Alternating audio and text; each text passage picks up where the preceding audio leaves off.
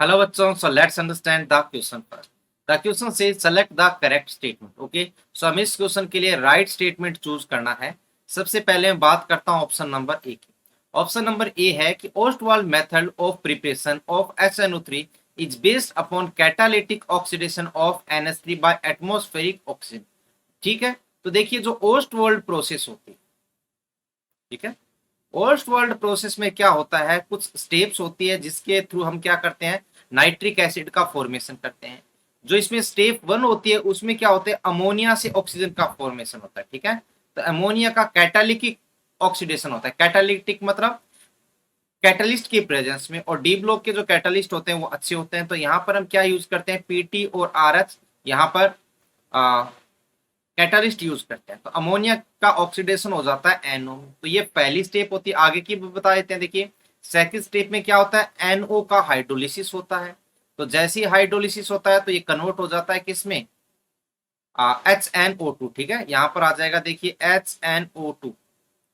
अगर बैलेंस किया जाए तो ये कन्वर्ट हो जाएगा हाइड्रोलिसिस से HNO2. ठीक है, तो यहाँ पर ये नाइट्रिक ऑक्साइड बन गया था, ये HNO2 में कन्वर्ट हो गया.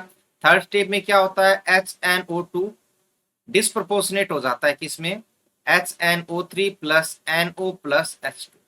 ठीक है, तो ये HNO3 हमारा बन गया, NO वापिस से रिसाइकिल हो जाएगा इस प्रोसेस से. ठीक है, तो ओस्टवाल्ड मेथड जो होती है उसकी फर्स्ट स्टेप में अमोनिया का ऑक्सीडेशन करके नाइट्रिक ऑक्साइड बनाया जाता है, जो आगे नाइट्रिक एसिड के प्रोडक्शन में काम में आता है. सो ऑप्शन नंबर ए यहाँ पर करेक्ट है.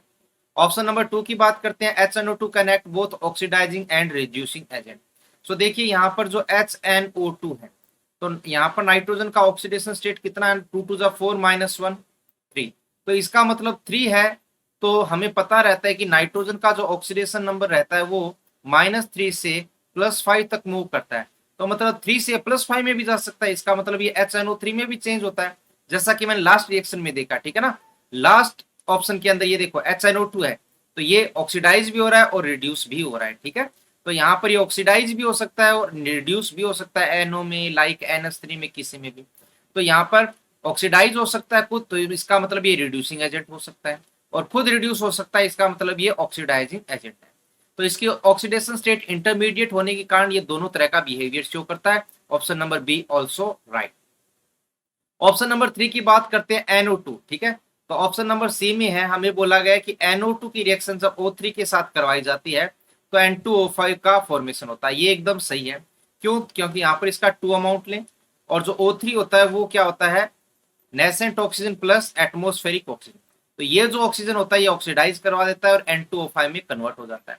एक बात और ध्यान से सुने, N2O5 बनाने की एक और मेथड जो हमारे NCERT में है वो क्या है, वो है यहाँ पर नाइट्रिक एसिड का जब P2O5 या फिर P4O10 की प्रेजेंस में डिहाइड्रेशन करवाया जाता है, इसमें से H2O निकाला जाता है. तो उस केस में क्या होता है, देखिए यहाँ पर फॉर्मेशन होता है किसका, N2O5 एंड प्लस HPO3. तो इस तरीके से यहाँ पर नाइट्रिक एसिड से N2O5 बनाया जा सकता है डिहाइड्रेटिंग एजेंट यूज करके. ठीक है, तो यहाँ पर सी ऑप्शन भी सही हो गया. ऑप्शन नंबर डी हमें बोला गया है कि nitric acid can be used both as oxidising and reducing agent. तो देखिए ये सही नहीं होगा, क्योंकि नाइट्रिक एसिड का ऑक्सीडेशन स्टेट यहाँ पर +5 है. तो +5 से ये ऑक्सीडाइज हो सकता है क्या +5 6 में, नहीं, क्योंकि ये मैक्सिमम ऑक्सीडेशन स्टेट है. तो मैक्सिमम ऑक्सीडेशन स्टेट होने के कारण ये खुद ऑक्सीडाइज नहीं हो सकता. इसका मतलब ये रिड्यूसिंग एजेंट नहीं हो सकता, केवल और केवल दूसरों का ऑक्सीडेशन करेगा, तो इसका बिहेवियर ऑक्सीडाइजिंग एजेंट जैसा ही होता है. तो डी ऑप्शन रॉन्ग हो जाएगा. Option A, B and C are correct. So hope this will answer your question and you understand the concept well. Best of luck.